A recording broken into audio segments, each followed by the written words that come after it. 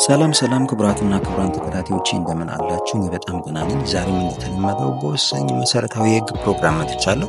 በዛሬው ፕሮግራሜ የስጦታ ውል ፈራሽ የሚሆንባቸውን ነገሮች የምነግራችሁ ነው ማለት ነው። ከዚህ ቀደም የስጦታ ውል ምን እንደሆነ፣ እንዴት እንደሚደረግ፣ አፈጻጸሙ ምን እንደሆነ ነግሬያችሁ ነበር። እሱም ቪዲዮ በዲስክሪፕሽን ላይ አያይዝላችኋለሁ። ዛሬ ግን ያ የተደረገ የስጦታ ውል ፈራሽ የሚሆንባቸውን አንኳር ነጥቦች የምነግራችሁ ይሆናል ማለት ነው። እንደተለመደው ለዚህ ቻናል አዲስ የሆናችሁ ቻናሉ ላይክ፣ ሼር፣ ሰብስክራይብ በማድረግ አብራችሁን ቆዩ እላለሁኝ። ቀጥታ ወደ ዛሬው ፕሮግራም ይገባል።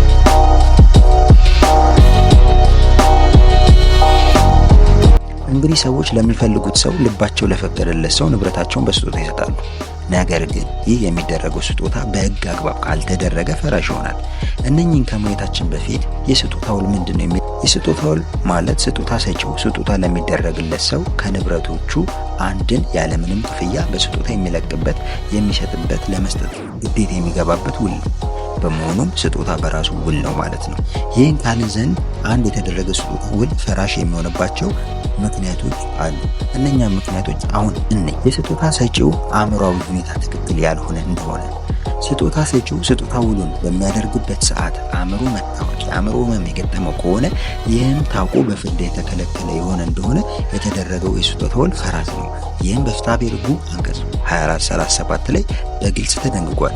ይህ ምን ማለት ነው? አንድ አእምሮ ጤናማ ያልሆነ ሰው ምንም እንኳን ሀብት ቢኖረው ለሀብት ንብረት ቢኖረው ለሌላ ሰው በስጦታ መልክ ካስተላለፈ ያስተላለፈበት ጊዜ የአእምሮ ጤንነት እክል የገጠመው እንደሆነ እና የአክል ታውቆ በፍርድ የተከለከለ እንደሆነ የተደረገው የስጦታ ውል ፈራሽ ነው ማለት ነው። ይህም በፍትሐብሔር ሕጋችን አንቀጽ 2437 ላይ በግልጽ ተቀምጦ እናገኘዋለን።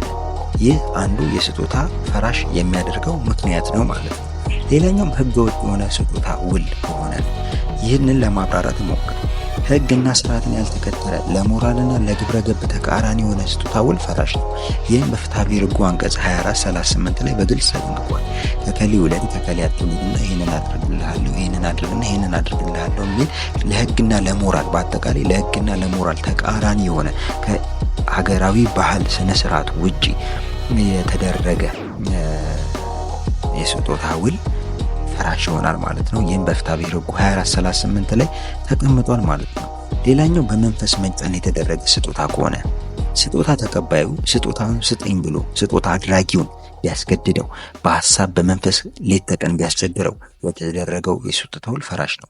ይህም በፍትሐብሔር ሕጉ አንቀጽ 2439 ላይ ተቀምጧል።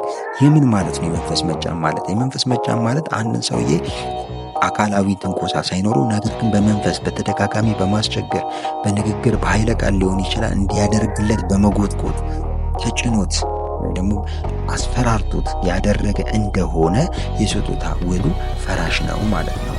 ሌላኛው ደግሞ በማሳሳትና በተንኮል የተደረገ የስጦታ ውል ከሆነ አንድ ሰው ስጦታ እንዲደረግለት የፈለገው ሰው ስጦታ አድራጊውን በማሳሳት በማጭበርበር በተንኮል በአጠቃላይ በክፉ ልቦና ላይ ተመስርቶ ስጦታ ውል እንዲደረግለት ያደረገ እንደሆነ የተደረገ ውል ፈራሽ ነው። ይህም በፍትሐብሔር ሕጉ አንቀጽ 2442 ላይ በግልጽ ተቀምጧል።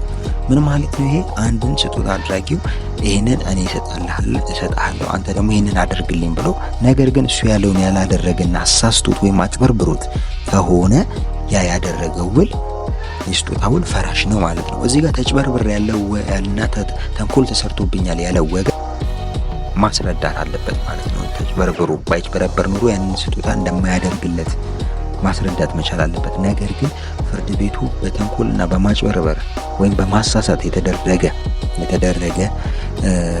ስጦታ ውል እንደሆነ ካወቀ ወይም ከተረዳ በማስረጃ ከተረጋገጠ የተደረገው የስጦታ ውል በማሳሳትና በማጭበርበር እና በተንኮል የተደረገ ነው ብሎ በፍትሐብሔር ሕግ ቁጥር 2442 ላይ ተመርኩዞ የተደረገውን የስጦታ ውል ማፍረስ ይችላል ማለት ነው። በዚያ እንኳን በማሳሳትና በተንኮል የተደረገው የስጦታ ውል ፈራሽ ነው ማለት ነው። በሌላ ሰው ንብረት ላይ የተደረገ ስጦታ ይሄኛው ምንድነው? አንድ ሰው የራሱ ንብረት ላይ ነው ኑዛዜን ማድረግ የሚችለው በስጦታ መስጠት የሚችለው። ነገር ግን ስጦታ ሰጪው አውቆም ሆነ ሳያውቅ በሌላ ሰው ንብረት ላይ ስጦታ ካደረገ የተደረገው የስጦታ ውል ሙሉ ለሙሉ ፈራሽ ነው። እንዲሁም በክርክር ላይ ያለን ንብረት ስጦታ ውል ማድረግ ውሉን ያፈርሰዋል ማለት ነው። ይህንን በምሳሌ ላስረዳችሁ። ንብረት አላችሁ፣ ነገር ግን እናንተ ስጦታ የሰጣችሁት ንብረታችሁ ባልሆነ ነገር ላይ የሆነ እንደሆነ ስጦታው ቀድሞውኑ እንዳልነበረ ይቆጠራል ማለት ነው።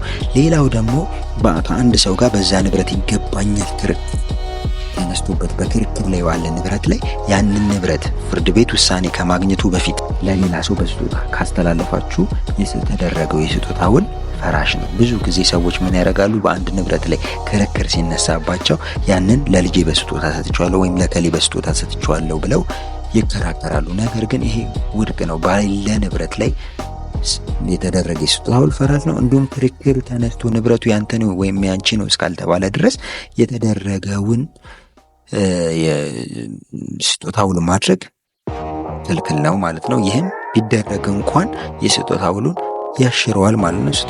ስጦታ ሰጪው አውቆም ሆነ ሳያውቅ በሌላ ሰው ንብረት ላይ ስጦታ ካደረገ የተደረገው የስጦታ ውል ሙሉ ለሙሉ ፈራሽ ነው ማለት ነው። ስለዚህ በእነኚህ 5 ምክንያቶች የስጦታ ውል ይፈርሳል ማለት ነው። ስለዚህ የስጦታ ውል በሚደረግበት ሰዓት እነኚህን ከግንዛቤ ማስገባት ያስፈልጋል ማለት ነው። ለዛሬ ያስኩላችሁ ፕሮግራም ይህንን ይመስላል። በቀጣይ ሌላ መሰረታዊ ፕሮግራም እስከምንገናኝ መልካም ጊዜ፣ ቸርን ሰንብቱ።